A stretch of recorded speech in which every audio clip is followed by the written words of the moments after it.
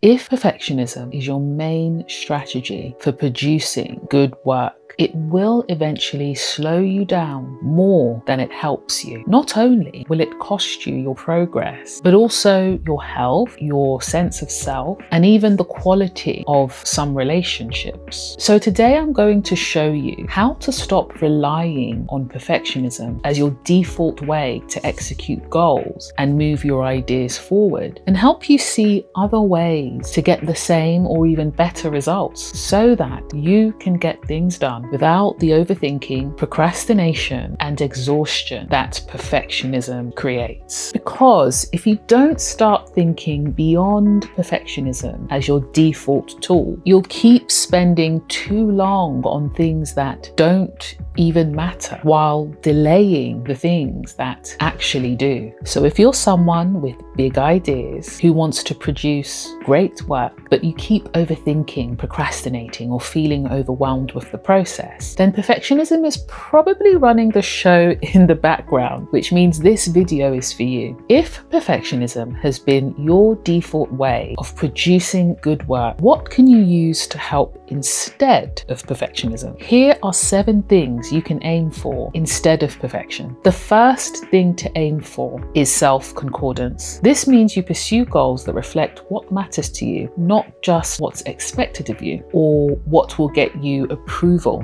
and respect from other people. Chasing perfection usually makes you betray this self-concordance. I have seen this throughout my corporate experience and the work I do in coaching. People chasing goals that they are deeply committed to on the surface, but underneath, they feel drained and disconnected because those goals aren't actually theirs. Because aiming for perfection pushes you to focus on goals that get you external approval and that get you affirming responses, instead of ones that come from your temperament, natural strengths, drivers, and values. It makes you equate the quality of your performance with safety, validation, and worth. So you start believing that the better you deliver, the more valuable that makes you as a person, even if you betray yourself in the process. You can also become obsessed with details that aren't really about excellence at all, but about trying to secure this approval. It takes your focus off perfection and puts it back onto things like your personal values, your personal vision, and what brings you genuine fulfillment. When a goal is self-concordant, you move with more clarity and more steadiness because you're not trying to prove anything. You're more free from the constant internal pressure and panic that aiming for perfection brings. And really, what would you rather build your life around?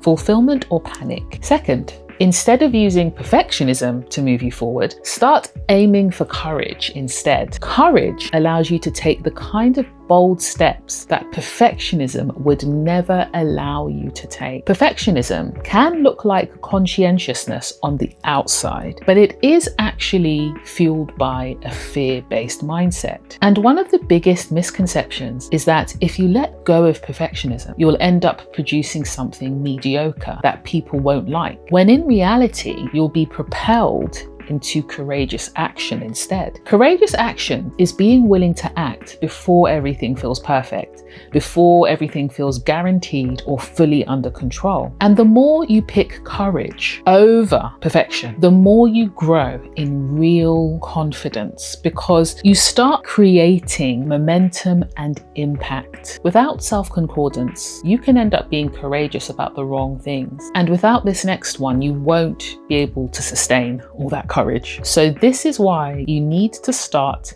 aiming for self-awareness, increased self-awareness, instead of relying on perfectionism to get you the outcomes you desire in your goals. Because perfectionism often tries to hide weaknesses, blind spots, and uncertainty, whereas self-awareness helps you to observe and understand what you're good at, where you struggle, how you respond under pressure, and what exactly triggers your procrastination or overthinking. And this is important because perfectionism doesn't remove your limitations. It doesn't even help you create proper workarounds for them. It just tries to cover them, which only fuels more unnecessary pressure. This was a big shift for me personally. There were times I thought that working harder, refining more, or focusing only on my deficits would solve everything. But it wasn't until I understood how I actually worked, what drained me, what triggered my overthinking, and critically, how I would use my strengths to stop my weaknesses from derailing me, that I was able to improve outcomes in a way that perfectionism couldn't. Friends, there are other options. You don't always need to use perfectionism to move you forward. So instead of trying to be someone who gets everything right, become someone who knows how to move forward in a way that makes the most of who they naturally are, no matter what that looks like, even if that looks imperfect. Understanding how you work best allows you to make this next shift, which is to stop aiming to get everything perfect before you act and start aiming to learn through action. Because perfectionism tells you to plan more or refine more and wait until you get better at it before you make that bold move. But this overlooks something important. There are things you can only learn, knowledge you can only acquire, and skills you can only develop through doing, testing, and adjusting. I saw this exact mindset with a client who wanted to make a career pivot.